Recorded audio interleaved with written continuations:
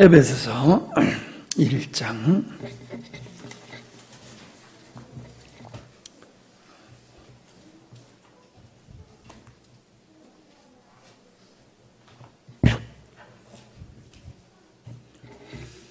15절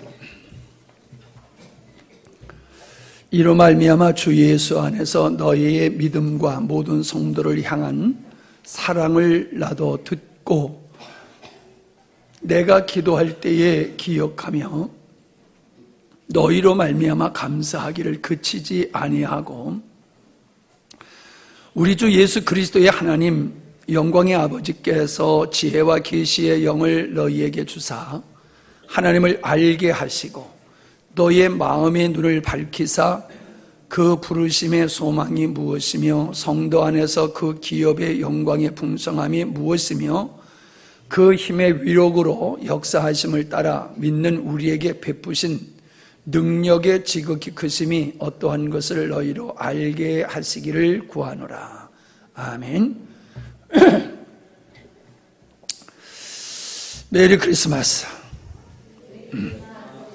갑자기 그러니까 깜짝 놀라셨어요? 어저께 내가 메리 크리스마스를 어떤 자매에게 했더니 깜짝 놀라더라고요. 그래서 요즘은 메리 크리스마스 인사도 잘 안 해나 보다. 그런 생각이 들었어요. 내일 7시 반에 하면 되죠? 7시 반으로 다 알고 있나요? 저녁에. 내일 모레 성탄 이브날. 자꾸 헷갈리네 내가. 난 여러분이 헷갈리는 줄 아는데 내가 헷갈리고 있네. 가만히 있으니까 내가 착각한 줄 알았지. 나 내일로 알고 그러는데 7시 반으로 하면 되죠? 7시로 해요? 저 바쁘죠? 7시로 하면 7시 반도 바빠? 예? 7시에 바쁘다고. 그러니까 7시 반이 좋을 것 같아요. 8시면 조금 늦은 느낌이 들고 7시 반이면 좋을 것 같아요. 가능하면 좀 이웃들 모시고 오시면 좋을 것 같아요. 여러분이 오늘 저녁에 돌아가셔서 1년 동안 하나님이 주신 은혜 어떤 것이 감사한가 거창하게 얘기하려고 들지 마시고 참 이런 은혜를 주셨던 게 참 감사합니다. 이런 고백을 서로 나누면 참 좋을 것 같아요. 그렇게 좀 마음을 정리하시면 좋을 것 같습니다. 오늘 바울의 기도 에베소서 16번째 시간을 우리가 맞이하게 됐습니다. 에베소서 1장 1절부터 14절까지는 한마디로 하나님의 은혜와 평강이 어떻게 우리에게 오느냐, 그 은혜와 평강은 예수 그리스도와 아버지로 말미암아 우리에게 오는 것이다. 은혜와 평강은 세상에서 얻을 수 있는 것이 아니고 우리가 노력해서 얻을 수 있는 것도 아니다. 전적인 하나님의 은혜다라고 하는 말씀을 시작해서 하나님의 창세전의 의도가 무엇이냐라고 하는 것을 말씀하고 있지요. 그 하나님의 창세전의 의도는 하나님의 아들들을 얻는 것인데 그 하나님의 아들들은 예수 그리스도의 통치 아래에 있는 통일된 하나님의 나라를 얻는 것이다 하는 것을 우리에게 보여주고 있습니다. 그 하나님의 나라, 하나님의 기업에 관해서 하나님은 성령으로 기름 부으시고 끝까지 지키시며 끝까지 하나님의 의를 이루신다. 그 하나님의 신실하심을 우리에게 말씀을 해 주시고 있는 겁니다. 그래서 우리는 얍절을 통해서 하나님의 신실하심, 창조주이시고 그것을 운행하시는 당신의 목적을 성실하게 이루어 가시는 그 하나님과 그 하나님에 의한 작품인 하나님의 나라인 교회가 어떤 모습을 갖게 되어지는가, 즉 하나님께 하나님의 영광에 찬미가 되어지는 그런 존재로 교회들이 세워져 갈 것이다 라고 하는 것을 우리가 살펴보았습니다. 여러분, 이 그림이 여러분의 눈앞에 명확하게 그려져 있어야 됩니다. 우리는 우리의 자신, 우리의 수준을 보고 우리 미래에 대해서 부정적인 인식을 갖는 경우가 많습니다. 그러나 성경에서 우리에게 말씀하고 있는 것은 우리의 능력과 상관없이 하나님께서는 주권적으로 우리를 선택하시고 우리를 향하신 당신의 뜻을 일방적으로 이루어 가신다는 겁니다. 그 일방적으로 하나님의 뜻을 이루어 가시는데 우리가 참 복되게도 그 하나님의 주권 속에, 하나님의 놀라운 계획 속에 우리가 들어있다는 거예요. 그래서 하나님은 우리를 그렇게 아름다운 존재, 하나님의 영광이 되어지는 그런 존재로 우리를 지어가신다는 것, 이것이 축복인 줄로 믿습니다. 여러분, 정말로 이게 축복으로 여러분의 마음속에 받아들여져야 돼요. 이것을 우리가 축복이라고 생각하지 아니한다라고 하면은 우리는 참 불행하게 살 뿐만 아니라 복된 삶을 이 땅에서 제대로 못 누리며 살 겁니다. 어떻게 보면은 우리가 그것을 가장 소중하고 귀한 것으로 여기지 않는다라고 하면 우리는 그 가치를 모를 수도 있고 아니면 그 자리에 들어오지 않았기 때문에 그런 거예요. 그 복된 자리에 들어오지 아니하니까 그 복된 것이 복된 것인 줄 모르는 거지요. 아니면 아주 어린아이의 분량에 있기 때문에 아무리 복되다 하더라도 그게 뭔지를 모를 수도 있다는 겁니다. 그래서 우리가 15시간에 걸쳐서 14절까지 우리가 말씀을 보편적으로 자세하게 우리가 말씀을 나눴습니다. 이제 25절부터는 또 새로운 그 바울의 기도를 통해서 하나님께서 어떻게 그 교회를 인도하시는가라고 하는 그 교회의 풍성함을 우리에게 말씀해 주고 있는 겁니다.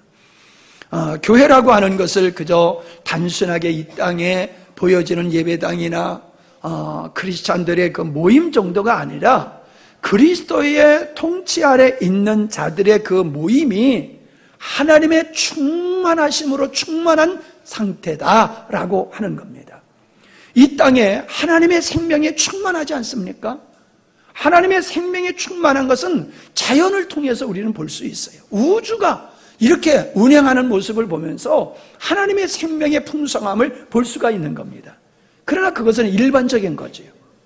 하나님의 생명 대신, 영원한 생명 대신 그 하나님의 생명은 우리는 교회를 통해서 볼 수가 있어야 돼요. 이 땅의 교회들, 주 예수 이름을 부르는 그 교회들이 하나님의 충만하심으로 충만하기 때문에 이 땅에 있는 교회들은 하나님의 표현이 되는 거예요. 하나님의 표현이 될 수 있는 게 교회예요. 교회가 하나님을 세상에 보여줄 수 있는 유일한 존재라는 것이지요. 하나님의 교회는 그렇게 영광스러운 존재인데 오늘날 교회가 아주 천도꾸리가 되지 않았습니까? 사람들이 교회를 알기를 우습게 여기고 기독교를 개독교라고 말들을 할 정도로 기독교가 폄하되어지고 조롱당하고 우롱당하고 있는 것은 세상 사람들이 악해서라기보다도 교회가 교회답지 못하기 때문에 이런 일이 빚어지고 있다는 것이죠. 이걸 우리는 마음 아프게 생각해야 됩니다. 그리고 지금 우리가 이런 현실에 직면하여 있는 우리들이 이런 현실을 보면서 한국 교회가 문제가 뭔가, 우리 교회의 문제가 뭔가, 나의 신앙의 문제가 뭔가, 이걸 직시하고 그 문제를 해결할 수 있는 길이 무엇인가를 우리는 찾지 아니하면 안 된다는 거예요. 근데 여러분, 찾을 필요가 없어요. 우리는 늘 그것을 이야기하고 있고 나누고 있는데 그걸 한마디로 얘기하면 복음이다 라고 하는 겁니다. 복음의 부재이기 때문에 그런 거예요. 예.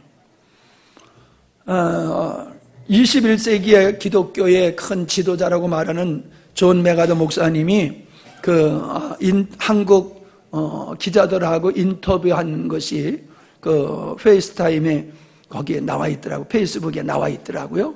그래서 그걸 잠깐 읽어봤는데 그분이 한국교회를 너무나 안타깝게 여기고 한국교회의 문제점을 이렇게 지적한 것을 읽으면서 제가 이렇게 동의를 했습니다. 오늘 그냥 내가 이렇게 신앙생활을 한다라고 하는 데서 우리가 안주해서는 안 됩니다. 하나님이 원하시는 믿음의 길을 내가 십자가의 길을 걸어가고 있느냐라고 하는 나의 지금 믿음의 현주소를 똑바로 봐야지 내가 지금 곁길로 가고 있으면서 이것이 마치 바른 길이랑 착각하게 되면 정말로 불행한 결과를 맞이할 수밖에 없게 되겠지요. 자, 그런데 여기 말씀해 보니까는 15절에 감사가 나옵니다. 15절을 16절에 무엇을 감사하느냐 하면은 너희의 믿음과 모든 성도들을 향한 사랑을 내가 들었다라고 이야기를 하고 있는 것입니다. 뭘 바울이 감사하느냐? 바울들이 이로 말미암아, 15절에 보면 이로 말미암아라고 얘기하고 있죠. 무엇으로 말미암아? 바울이 앞에서 복음을 전한 것을 근거로 하는 거예요. 내가 복음을 전했더니 너희들이 이 복음을 듣고서 너희들의 믿음이 견고하게 서가고 있다. 그러니 내가 감사하다. 두 번째가 뭐예요? 믿음이 그냥 구호적인 믿음이 아니라 성도를 향한 사랑으로 실천되고 있다는 거예요. 교회 안에서만 믿음을 얘기하는 것이 아니라 그 믿음이 삶 속에서 이웃들에게, 복음을 모르는 사람들에게 사랑으로 나타나고 있으니 내가 감사하다라고 얘기하고 있는 겁니다. 이 바울의 감사가 저의 감사가 됐으면 참 좋겠어요. 제가 목회자로서 여러분들에게 이 십자가의 복음을 제가 89년도에 깨달으며 그때서부터 지금까지 점진적으로 더 깊은 복음을 전해오고 있다는 거지요. 이 복음을 전함으로 이로 말미암아 내가 이렇게 오래도록 복음을 전한 것으로 말미암아 여러분들의 믿음이 성경적인 믿음으로 성장한 것을 보고 내가 기뻐합니다 라고 고백해야 되는 게 맞지요. 여러분도 그건 복이에요. 복음을 들은 자가 믿음으로 세워지지 아니한다라고 하면 복음을, 그건 헛들은 거예요. 헛들은 거예요. 듣긴 들어서도 다 흘려보낸 거지요. 그건 안 들은 거나 마찬가지예요. 못 들은 사람도 불행하지만은 듣고도 복음을 깨닫지 못하여 그 믿음이 반석 위의 믿음과 같지 못하고 환경에 흔들리는 믿음이 된다라고 하면 전하는 자도 헛된 것이고 듣는 자도 헛된 것이지요. 그 축복된 기회를 다 놓쳐버렸기 때문에. 아름다운 교회는 그거예요. 목회자의 감사가 뭐 다른 데 있는 게 아니에요. 성도들의 믿음이 성경에 반듯하게 아름답게 서가는 그런 모습을 보면 감사해요. 여러분이 기도하는 내용을 들어봐도 저 집사님의 믿음이 많이 성장했구나. 찬양하는 모습을 보고 예배드리는 모습을 보면은 저 집사님의 믿음이 저렇게 성장하네. 그게 목회자의 위로고 기쁨이고 행복이에요. 근데 절망이 될 수도 있어요. 절망이 될 때가 있어요. 그냥 뭐 벽에다 대고 소리 지르는 것 같아. 아무리 얘기해도 한눈 팔고 듣지도 아니하고 깨닫지도 못하고 헛소리나 풍풍하는 걸 보면요 가슴이 미어져요. 가슴이 미어져요. 근데 바울은 지금 에베소 교회를 향해서 참 너희들이 내가 전한 복음으로 믿음이 잘 커가니 감사하다. 그 고백을 하니 얼마나 내가 부러운지 몰라요. 그렇다고 여러분이 아주 형편없다는 얘기가 아니에요. 우리의 믿음은 표현되어야 되는 거예요. 사랑은 표현되기 전에는 사랑이 아니에요.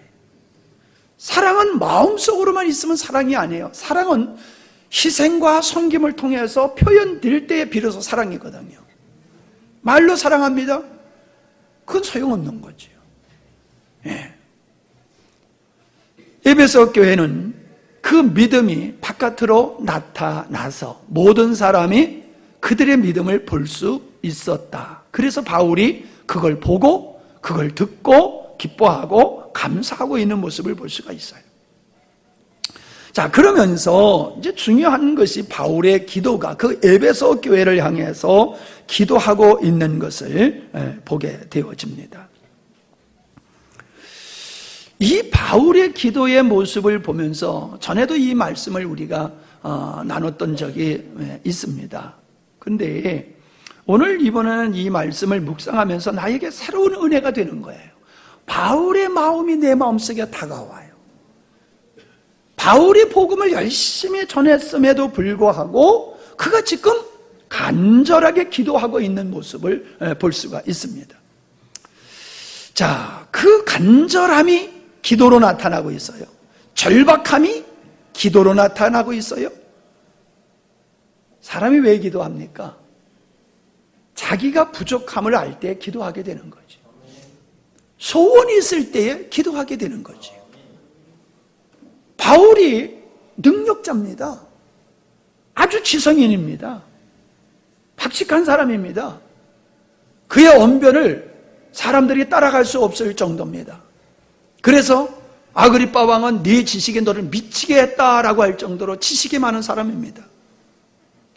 소위 말해서 그의 말재능으로 말한다라고 하면은 어떤 사람도 상대하고 어떤 사람도 굴복시킬 만한 그런 지식이 있고 언변이 있는 사람입니다.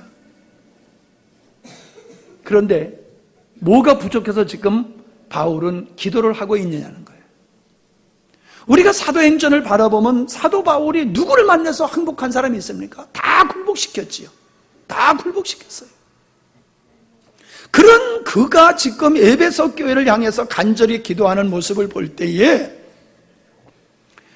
그가 고린도 전서를 쓰면서 고백했던 것 같이 신령한 것은 신령한 것으로만 되는 것이지 내가 아무리 지식이 있고 학식이 있고 언변이 있다 할지라도 신령한 것은 사람의 말로 가르칠 수 없다라고 하는 것을 그는 알고 있는 거예요.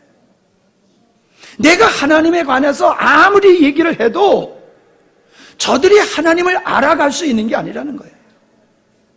하나님께서 하나님의 어떠하심을 저희들에게 계시해 주지 아니하시면 모른다는 거예요. 자기의 수고가 하나님을 알게 하는 데에 있어서 통로로 쓰임은 받을 수 있어도 그 말의 재능을 따라서 그들이 하나님을 알고 모르는 것은 아니라는 거예요. 그래서 기도하는 거예요. 하나님, 내 힘으로는 안 됩니다. 내가 이 복음을 힘있게 전했지만은 이 복음은 내 말의 언변으로 전해질 수 있고 저들이 깨닫는 게 아닙니다. 하나님께서 깨닫게 해주셔야 됩니다. 하나님만이 이 복음을 깨닫게 해주실 수 있는 유일한 분이심을 알기에 그가 그렇게 기도하고 있다는 거예요.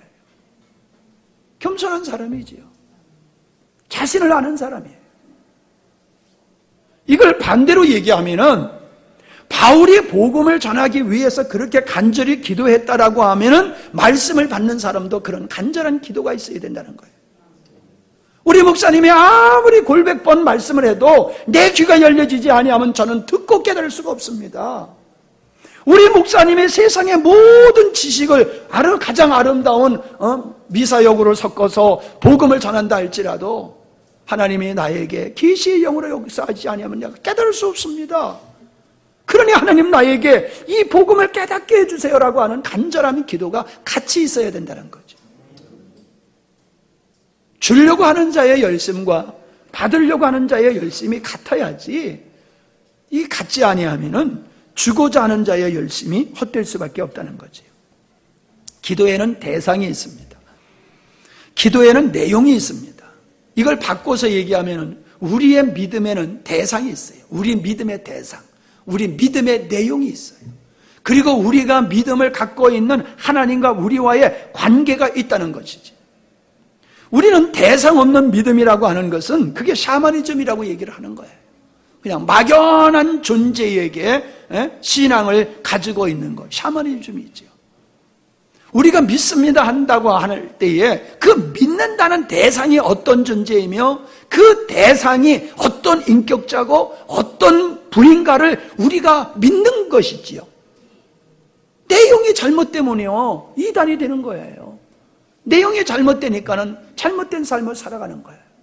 그래서 믿는다는 자체가 중요하기도 하지만은 이 믿음의 대상인 하나님을 바로 알아야 되고 그 믿음의 내용이신 하나님이 어떠한 분이신가, 그분의 경륜, 창조의 의도와 그걸 이루어 가시는 경륜을 우리가 바로 아는 것이 너무나도 중요하다는 거죠. 그게 우리 기도의 내용이 되어야 된다는 거예요. 우리는 그냥 치성의 문화야, 종교적인 문화를 가지고 있기 때문에 그냥 습관적으로 기도하고 습관적으로 자기 필요를 따라 선왕당에 가서 빌듯이 교회 와서 하나님 앞에 자기의 필요만 구하는 걸 기도로 생각하고 있습니다.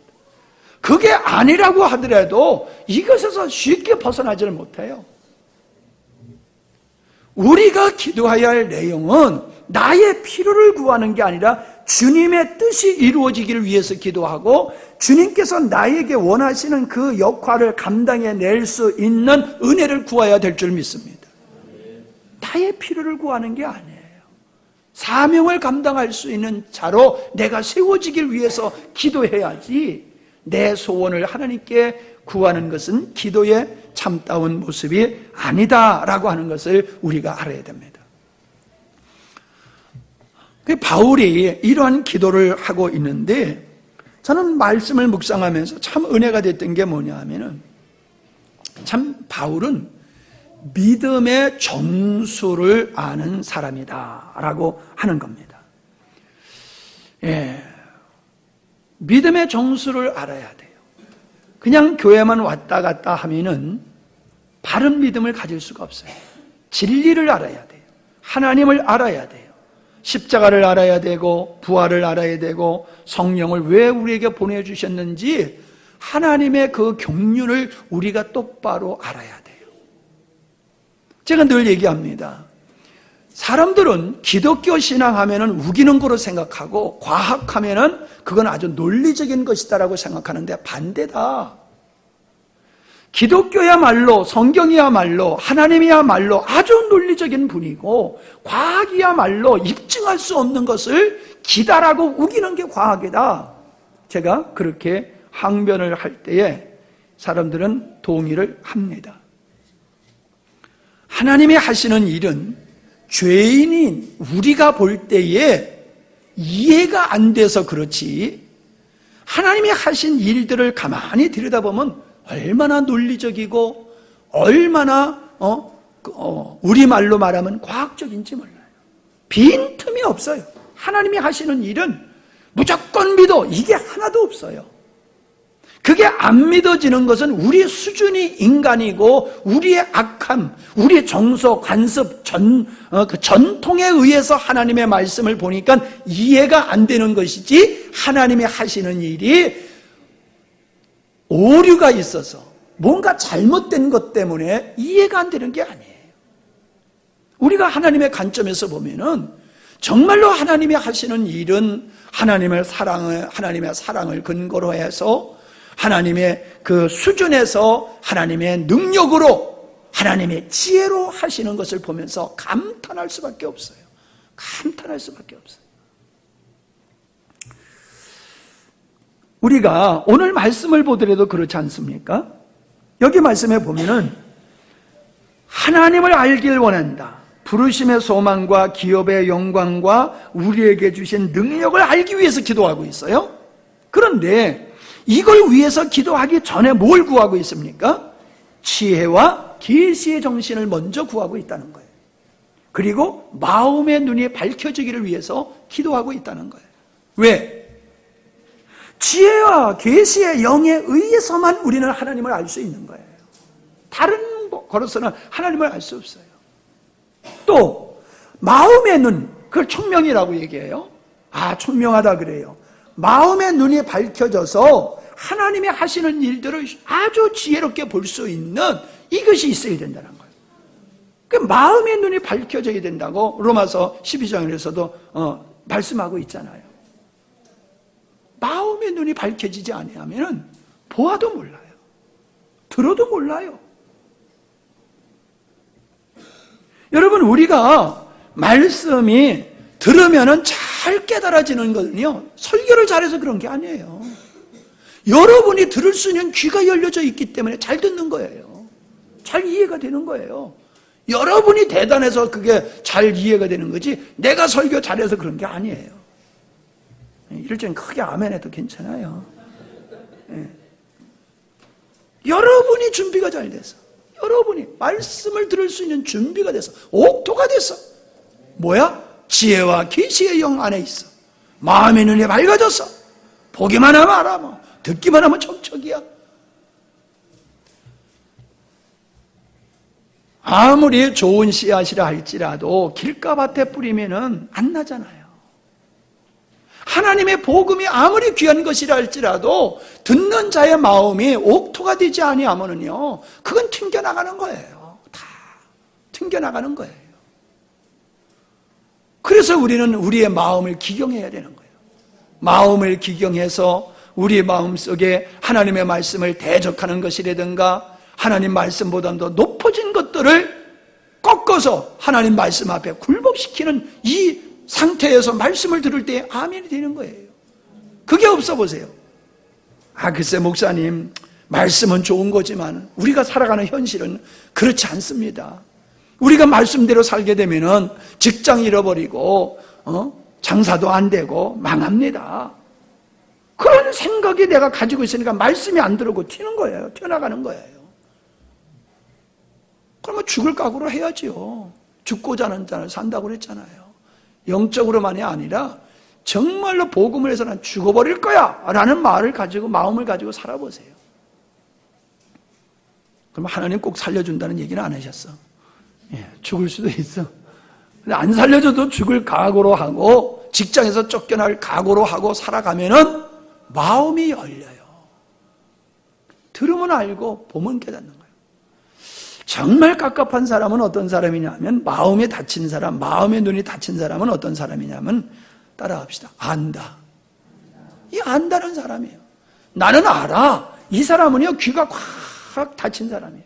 눈이 콱 닫힌 사람이에요. 그냥 보면 알아요. 설교하면서 이렇게 보면요, 나 알아. 나 다 알아. 그런 사람은요, 항상 마음에 콩밭에 가서 있어요. 딴 데 가서 있어요. 말씀에 집중을 안 해요. 집중을 안 해요. 멍하니 있거나 콩밭에 가서 있구나. 뭐 어떤 사람은 강대상 앞에 있는 벽돌을 센다고 그러는데, 우리는 벽돌이 없는데 이거 세기가 참 힘들 거야 이거. 보면 안 되니까요.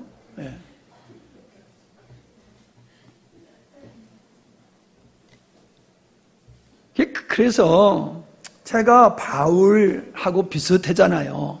복음의 열정이 있어서 그런 사람 깨우쳐가지고 말씀을 들으려고 하다니까 효원이도 부르고 춘원이도 부르고 정신 차리라고 그러고 막 그러잖아 내가. 그냥 보면 안타까워. 막. 아니 여러분, 밥 해놓고 가족들이 안 먹어보세요. 아이고, 먹으려면 먹고 말려면 말아라 그래요. 그냥 사모님은 맛있는 거 해놓고 자꾸 먹으라고 그래가지고 내가 배가 그냥 자꾸 나온다니까. 거기다 이제 전사님 끼워가지고 전사님도 자꾸, 목사님 이거 맛있어요. 잡숴보세요. 이거 맛있어요. 잡숴보세요. 아주 내가 그냥 요즘. 여러분, 맛있게 한 사람은 맛있게 먹어주기를 원해요. 하나님의 말씀을 깨달은 사람은요, 이 말씀을 전하면서, 야, 이 말씀을 먹고 이 말씀을 깨달으면 당신이 행복하고 하나님이 행복할 텐데, 그 마음에서 딴청하는 사람 보면요, 속상해요. 여러분, 속상한 게 그게 여러분 보기에는 좀 배기 싫어도 그게 할렐루야야. 아니, 목사님이 그런 열정과 그런 감정이 없어 보세요. 그럼 뭐 죽어 있는 거나 마찬가지잖아요. 영혼에 대한. 지원이가 지금 아주 깊이 갔어, 그냥. 괜찮아. 너는 간다고 내가 뭐라고 안 그래. 네 아빠가 그렇게 가면 내가 조금 거시기 하겠지. 너는 그냥 앉아서 그냥 그렇게, 그것도 이쁘고 감사하다니까. 요즘 애들은 자면서도 다 들어. 다 들어. 금방 깨잖아, 그냥. 금방 그냥 얘기했더니 그냥. 다 듣다 놨다. 자면서도. 자, 세 번째는요, 바울이 이 복음을 전하는 그 바울의 마음이 어떠하냐라고 하는 걸 우리가 좀 살펴봤으면 좋겠어요. 뭐 조금 앞에서도 이제 거론이 됐는데, 중복이 됐는데, 사도행전 20장 24절에서는 그가 복음을 전하는 일을 위해서는 자기의 생명을 조금 더 아까워하지 않는다고 그랬잖아요. 복음을 전하는 일을 위해서는 아까워하지 않는다. 자기의 생명까지도. 그냥 이 말을 바꿔 얘기하면요, 얼마나 이 복음을 전하는 열정이 바울에게 충만했느냐라고 하는 거지. 더욱이 우리가 고린도 후서 11장에 가보면 바울이 복음을 전하라고 고난당한 일들이 쭉 기술되어 있잖아요. 그가 가만히 있었으면요, 이렇게 고생을 안 해도 되는 사람이었어요. 예수님을 믿어도 복음을 전하는 일만 안 했으면 바울은 편안하게 살 수 있었어요. 근데 그가 말한 대로 자기 안에 사랑이 강건하여 가만히 있을 수 없어 나가서 그 모진 고난과 역경을 겪으면서도 복음을 전했다고 말하고 있어요. 여러분, 이게 복음을 진짜 아는 자의 모습이에요. 초대교회 성도들은 예수님을 믿는다고 하는 것 때문에 박해를 받고 핍박을 받아서 흩어졌잖아요. 흩어진 곳에 가서 피난 간 곳에서 또 복음을 전했잖아요. 이게 복음을 접한 사람의 모습이에요. 전도는 훈련을 해가지고 되는 게 아니에요. 목사님, 우리에게 전도할 수 있는 훈련 좀 시켜주십시오. 난 그런 얘기를 들으면 내가 성도들을 전도할 수 있는 훈련을 못 시켜가지고 성도들이 전도를 못하나, 그런 생각이 들더라고요. 근데 나는 그게 아니라고 생각해요. 우리가 복음을 전하는 것은 생명이 생명을 낳는 원리로 되어야 되는 거예요. 내가 하나님을 알고 하나님을 기뻐함이 있고 복음을 알고 복음의 소중함을 알고 이 복음이, 이 하나님이 모든 자들, 불행한 자들의 모든 자들에게 필요한 답이다라고 하는 걸 알면은요, 가만히 있을 수 없어요. 여러분, 암에 걸린 사람한테는요, 사람이 만날 때마다 다 얘기해요. 암엔 이게 좋습니다. 암에는 이게 좋습니다. 당뇨에는 이게 좋습니다. 고혈압에는 이게 좋습니다. 말하지 않아도요, 사람들은요, 좋다는 얘기는 다 해요. 다 해요. 그냥 다 얘기만 해요? 그냥 갖다 줘요. 먹고 제발 좀 건강하라고 막 갖다 줘요. 여러분, 우리는 복음을 전하는 건 그렇게 되어야지 되는 거지요. 뭘 기술적으로, 아니 기술적으로 해서 이 사람이 예수 믿을 것 같으면요, 예수 안 믿을 사람은 어디 있어요? 다 믿지요. 나는 복음을 전하다가 느끼는 게 한 가지 있어요. 복음을 내가 잘못 전해서 저 사람이 안 믿는 게 아니라 저 사람이 악해서, 저 사람이 복음을 싫어해서, 저 사람이 하나님을 싫어해서 이 복음을 거절하는구나, 그걸 저는 봐요. 제가 그래도 꽤 지혜롭게 말씀을 전하거든요. 그러면 다 맞대. 다 맞대. 근데 결론은 뭐야? 싫어. 맞아. 근데 싫어. 그게 악함이에요. 그게 하나님을 대적하는 거예요.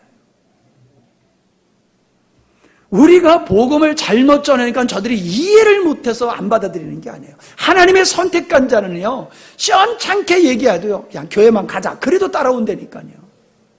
그런데 아무리 자세하게 복음을 전해도요, 하나님이 싫은 사람은 인정하면서도 나 싫어, 그리고 안 믿는 거예요.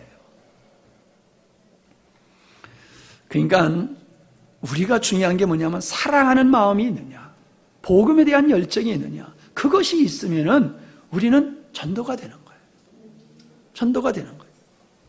바울이 그렇게 복음을 전하려는 그 애절한 마음을 우리가 여기서 볼 수가 있고, 그 복음을 전하기 위해서는 어떤 희생도 그가 감내하고 있음을 보게 되어지는 겁니다.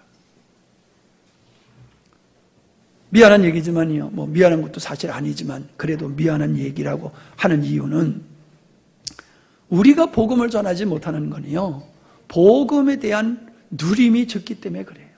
복음은 지식으로 알고 있는데 복음을 누리지 못해 보니까 확신도 없고 자신감도 없는 거예요. 그러니까 다른 사람한테 확실하게 말 못하는 거예요. 겨우 하는 얘기가 교회 가보자, 이 정도밖에 안 되는 거지. 그리고 영혼에 대한 마음이 부족한 거예요. 그 죽어가는 영혼들을 보고 그냥 가만히 있는 거죠. 예수를 믿는다고 하면서도 참 복음을 모르고 거짓된 복음에 취해 있는 그들을 볼 때 안타까운 마음이 있어야 돼요. 근데 그게 없어. 왜? 내가 누림이 그들이나 나나 별반 차이가 없거든. 그러니까 말을 못하는 거예요. 우리가 그런 말을 하면 그 사람들이 너와 나가 다른 게 뭔데? 뭐 너는 말은 그렇게 해도 네가 살아가는 모습이나 나나 뭐 똑같은데 뭐가 달라? 이러면 한방 얻어먹는 것 같잖아요. 소위 말해서 쪽팔리게 되잖아요. 그러니까 겁이 나서 못하는 거예요. 여러분, 겁먹을 필요 없어요. 그래, 맞아. 지금은 당신이나 나나 다를지 모르지만 아니야, 달라. 당신은 끝이고 멈춰있어. 그러나 나는 계속해서 발전해 갈 거야. 나는 이 복음으로, 나는 작년보다 올해, 미래는 나의 모습은 이 복음 때문에 나의 모습은 달라질 거야. 얘기하면 되는 거예요. 왜? 주님의 허실터이니까. 그리고 또 얘기할 줄이야. 내가 이렇게 말하는 자체가 벌써 당신하고 나하고는 다른 거야. 당신은 나한테 이 말 못하잖아. 근데 난 당신한테 얘기해. 왜? 다름이 있기 때문에 난 말하는 거야. 당신이 말하는 예수하고 내가 말하는 예수 같은 예수지만은 그 예수님에 대한 인식은 달라. 그걸 얘기하면 되는 거예요. 어저께 갑자기 목사님들한테서 전화가 왔어요. 몇 년 전서부터 농어촌 교회 예배당 지어주는 일을 농선의 목사님들이 하고 계세요. 그래서 농선에서 그 자료값을 대고 목사님들이 가셔가지고 그냥 개미떼같이 달려들어서 예배당을 이렇게 30평짜리 예배당을 지어주는 일을 하고 있는데 그동안에 저 우쪽에서 강원도 경기도 저 우쪽에서 해서 갈 기회가 없었어요. 그리고 이제 좀 내 생각도 좀 다르고 그래서 적극적으로 참여를 안 했는데 엊그저께 전화가 왔어요. 목사님 시간이 좀 있습니까? 왜 그러냐니까 지금 건축을 예배당 건축을 하고 있는데 두 사람이 용접을 하다가 한 사람이 빠져나가가지고 용접할 사람이 있는데 목사님 와서 헌신 좀 하시면 어떻겠습니까? 그런데 안 돼요 그럴 수 있어요? 가만히 있으면 가만히 있어도 되는데 오라 그런데 안 돼요 소리는 난 못하거든. 그래서 갔어요. 가가지고 5시 반에 일어나가지고 가면서 야 새벽에 일터로 나가는 사람이 이 기분이로구나. 내가 처음 경험을 했어요.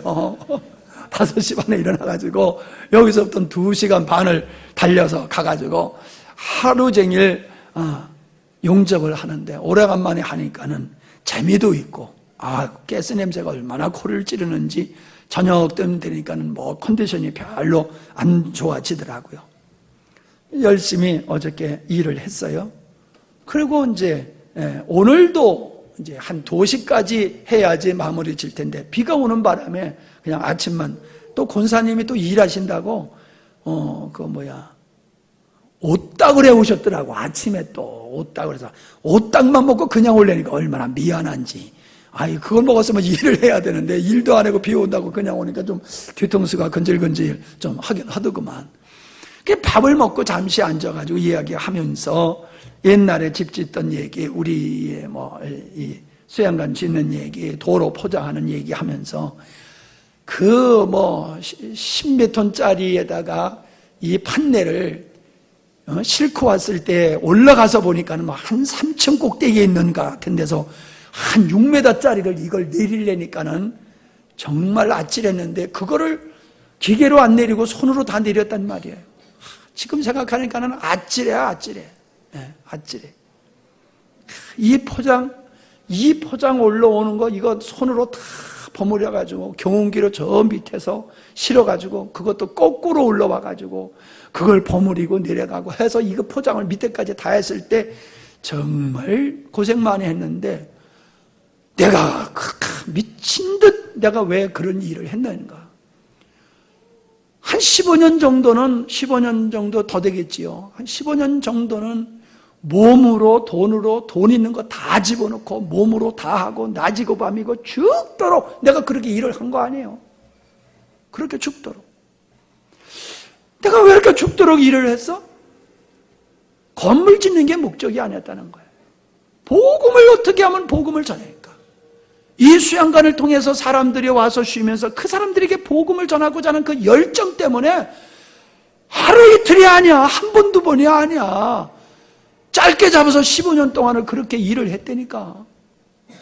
그걸 오늘 내가 힘들어서 낮잠을 자는데 그 은혜를 주시더라고. 이야, 보통 수고한 게 아니네. 보통 수고한 게 아니네. 야, 하나님이 보셨을 적에 야, 하나님도 참 감동받으셨겠다 하는 생각이 들더라고요. 건방지게. 분명한 것은 내 마음속에 어떤 생각이 드냐면 그렇게 복음을 전하고자 그렇게 진짜 미친 듯 그렇게 일을 했기 때문에 하나님이 그걸 보시고 나에게 누구보다도 귀한 복음을 깨닫게 해주신 게 아니냐. 그런 은혜가 되더라고요. 둘레둘레 봐도 그 복음을 전하기 위해서 그렇게 15년 동안 죽도록 일한 사람 나밖에 없는 것 같아. 어디 또 있는지 모르지만 어느 꼴짝에 또 있는지 모르지만 하여간에 내가 봤을 때 나밖에 없는 것 같아. 그렇게 미친 듯 그렇게 일을 한 것. 나는 그 일을 한 것이 복음 전하기 위해서 한 거지 건물 세우기 위해서 한 거 아니거든요. 중심을 아시잖아. 하나님은. 나에게 복음의 가치를 알게 하시고 복음을 전하기 위해서 미친 듯 그렇게 살게 하셨고, 그렇게 한 나에게 이 복음을 점점 더 깊이 알게 하신 것, 이게 바울의 마음, 내 마음속에 하나님이 주신 은혜다라는 생각이 들더라고요. 이게 사모님이 자주 하는 얘기가 그거예요. 여보, 그래도 내가 당신 속 시기고 좀 그랬지만은 그래도 내가 도망 안 가고 당신 옆에서 계속 있었던 것도 좀 고맙잖아. 그리고 안 도망가고 여태까지 있었더니 하나님께서 이렇게 말년에 은혜 주시니 이것도 감사하네 그러더라고요. 그래서 내가 오늘 저녁에는 여러분도 안 간 게 복이다. 여러분도 도망가 안 가고 그냥 붙어있는 게 여러분에게도 분명히 복이 될 거다. 내 이 말을 해줘야 되겠다 하는 생각이 들었어요. 옆에 분한테 하세요. 당신도 복이요. 도망 안 가고 끝까지 붙어있는 당신도 복이요. 나만 그거 안 미쳐도 괜찮아.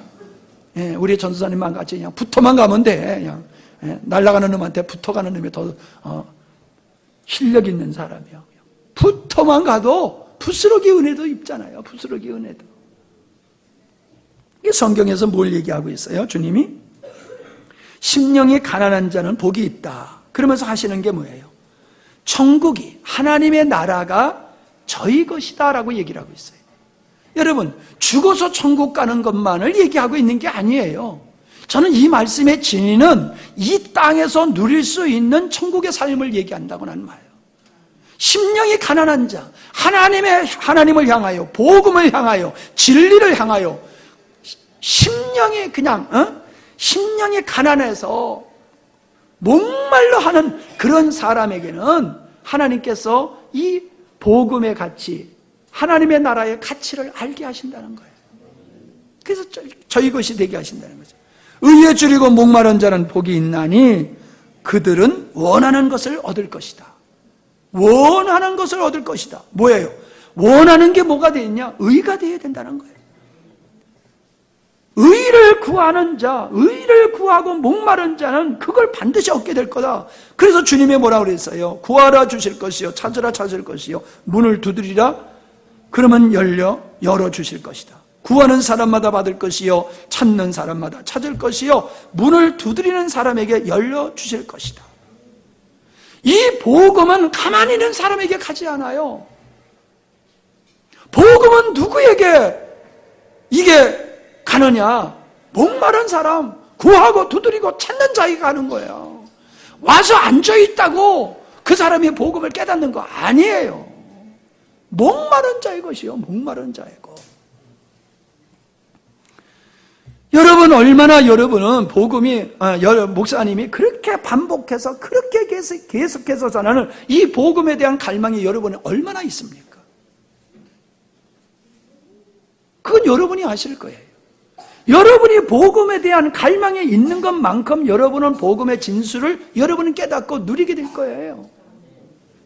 그러나 여전히 내가 봤을 때 우리 교인 중에는 복음에 대해서 여전히 아주 관심을 아예 안 갖는 사람도 있는 것 같아요. 아예 조금도 없는 사람이 있는 것 같아요.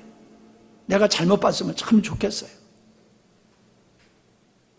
복음은 목마른 자에게 구하고 찾는 자에게 주어지는 거예요. 가만히 있는데 주어지는 게 아니에요. 은혜로 주어지니까는 가만히만 있어도 나에게 주어진다? 천만의 말씀이에요. 은혜로 주어지는 것은 조건 없이 주어지는 거지만요, 내가 구하고 찾는 것은 내가 해야 되는 거예요. 여러분이 이 복음을 깨닫기 위해서 하나님 앞에 얼마나 엎드려 있고, 얼마나 여러분이 성경을 읽고, 얼마나 여러분이 말씀을 반복했고, 여러분이 복음에 대해서 얼마나 책을 사서 읽어보고 그랬습니까? 좀 미안한 얘기지만요, 오늘도 우리가 저기 가서 봉사하고 온 그 교회 목사님의 서재실에 가보니까요, 참으로 한숨이 푹푹 나오더라고요. 이런 데서 무슨 복음이 전파되겠는가? 너무나 깝깝하더라고요. 정말로 목사님이 봐야 할 책들이 없어. 별 관심 없는 책들만 조금 요만큼 주여 용서하시옵소서. 애들 그 학교 다닐 적에 이사쯤 가지고 다니면 책이라고 이만큼씩 가지고 다니잖아요. 방 자취하는 방 옆에 책 요만큼씩 갖다 놓잖아. 그런 모습이야. 그러니 이런 데서 무슨 복음의 진수가 나오겠나, 그런 생각이 들면서 깝깝하는데, 지금도 그래. 예배당 지어주지 말고 책을 한 1,000만 원치 사줬으면 좋을 거야. 난 책 사주는 게 예배당 지어주는 것보다 훨씬 나을 것 같은 생각이 들어. 여러분, 복음을 전하는 자의 열정도 중요하지만은 복음에 대한 목마름이 있어야 돼요. 절대로. 네? 우리는 솔로몬이 지혜를 구했던 것을 우리는 알고 있어요. 열왕기상 3장 4절인데 내가 현대 성경으로 읽을 테니까 잘 들어보세요. 기브온에 제일 유명한 산당에 있었으므로 왕은 늘 그곳에 가서 제사를 드렸다. 솔로몬이 거기 가서 기브온에 가서 하나님께 제사를 지냈다는 거예요. 솔로몬의 그때까지 그 제단에 바친 제물은 1,000마리가 넘었을 것이다. 이걸 1,000번제라고 그러지요. 그래서 사람들은 1,000번제 해가지고 맨날 헌금을 첫 번째, 두 번째, 세 번째, 그래서 1,000번제. 누군 1,000번제를 2번씩이나 했다고 그러더라고. 근데 응답 받았냐? 그랬더니 못 받았대. 1,000번제를 2번씩이나 했는데 못 받았대. 그런 짓을 왜 하는지 모르겠어. 그 제단에 바친 번제물은 1,000마리가 넘었을 것이다. 한 번은 왕이 거리로 제사를 드리러 갔는데 그날 밤에 기브온에서 주께서 꿈에 솔로몬에게 나타나셨다. 하나님께서 말씀하시기를 내가 너에게 무엇을 주기를 원하느냐, 나에게 구하라 하셨다. 솔로몬이 대답하였다. 주께서는 주의 종이요 나의 아버지인 다윗이 진실과 공의와 정직한 마음으로 주님을 모시고 살았다고 해서 큰 은혜를 주셨습니다. 그러나 자기 아버지한테 그렇게 큰 다윗에게 은혜를 주셨다는 거지요. 그러나 주 나의 하나님, 주께서는 내가 아직 어린 아이인데도 나의 아버지 다윗의 뒤를 이어서 주의 종인 나를 왕이 되게 하셨습니다. 나는 아직 아직 나가고 들어오고 하는 처신을 제대로 할 줄 모릅니다. 주의 종은 주께서 선택하신 백성, 곧 그 수를 셀 수도 없고 계산할 수도 없을 만큼 큰 백성 가운데 하나일 뿐입니다. 그러므로 주의 종에게 지혜로운 마음을 주셔서 주의 백성을 재판하고 선과 악을 구별할 수 있게 해 주시기를 바랍니다. 이렇게 많은 주의 백성을 누가 재판할 수 있겠습니까? 주께서는 솔로몬이 이렇게 청한 것을 마음에 드셨다. 그러므로 하나님께서 그에게 말씀하셨다. 네가 스스로 생각하여 오래 사는 것이나 부유한 것이나 원수 갚는 것을 요구치 아니하고 다만 재판하는 데에 듣고서 무엇이 옳은지 분별하는 능력을 요구하였으므로 이제 나는 네 말대로 네게 지혜롭고 총명한 마음을 준다. 너와 같은 사람이 너보다 앞에도 없었고 네 뒤에도 없을 것이다. 나는 또한 네가 달라고 하지 아니한 부귀와 영화도 모두 너에게 주겠다. 내 일생 동안 왕 가운데서 너와 견줄 만한 사람이 없을 것이다. 그리고 네 아버지 다윗이 한 것과 같이 네가 나의 길을 걸으며 내 법도와 명령을 지키면 네가 오래 살도록 해주겠다. 잘 아는 내용이지요. 근데 무엇을 제가 여러분에게 오늘 드리려고 이 말씀을 소개를 하느냐 하면은 솔로몬이 구한 것은 자기를 위해서 구한 게 아니라는 거예요.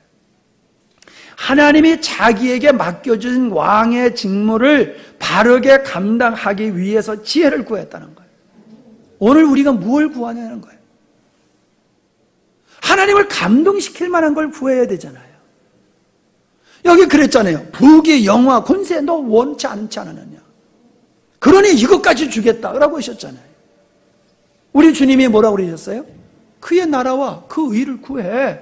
그러면 이 모든 거, 의식주 문제 내가 다 알아서 해줄게. 이렇게까지 말씀하셨는데 우리는 솔로몬과 같이 하나님의 의를 이루고자 하는 지혜를 구하는 것이 아니라 여전히 우리는 땅의 것을 주님 앞에 구하고 있지 않냐는 거예요. 거기서 무슨 선한 역사가 있겠냐는 거예요. 주님, 나로 하여금 복음을 깨닫게 하시고 복음적 삶을 살게 하시고 복음을 전해서 창세전에 하나님의 의도하신 그 일을 이룰 수 있도록 나에게 복음을 깨달을 수 있는 눈을 열어 주시옵소서. 이렇게 기도하면은 하나님이 기뻐서 네가 구하지 않는 것까지 내가 다 주마. 아니 솔로몬에게만 하시고 주님이 우리에게는 안 그러시겠어요? 네? 안 그러시겠냐 말이에요. 이제 앞으로 여러분 올해도 진짜 다 갔고 15년이나 16년이나 우리가 선을 그어놓은 거지 시간은 계속 물 흘러가는 건데 우리의 마음이 이런 마음으로 바뀌어졌으면 좋겠어요. 진리에 대한 목마름. 바울이 그 복음을 깨닫기 위해서 이제 나중에 또 이제 다음 시간부터 할 거지만은 그 신령한 것을 깨닫게 하기 위해서 그는 자기의 목숨을 아까워하지도 아니하고 그는 그걸 위해서 간절히 기도했듯이 오늘 우리들이 그런 모습으로 나간다라고 하면은 하나님께서 우리를 통하여 큰 역사 이루실 줄 믿습니다.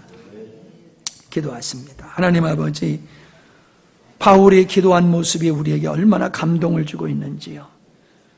바울의 그 기도하는 모습이나 그가 복음을 깨닫고 있는 그 모습이 우리에게 귀감이 되는 것을 압니다.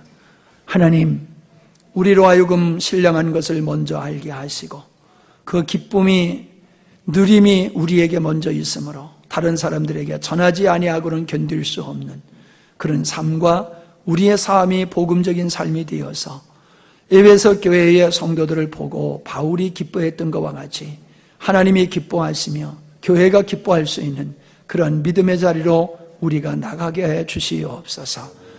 복음에 대한 갈망이 없다는 것은 그만큼 나는 세상을 사랑하고 있다는 것이고 하나님을 향하여 외면하고 있다는 사실을 우리가 숨기지 않게 하시고 솔직히 하나님 앞에 고백하며 주님, 내가 복음에 대한 갈망이 없음이 죄인입니다, 악함입니다 고백하면서 복음에 대한 갈망으로 가득 차는 저희들이 되기를 원합니다.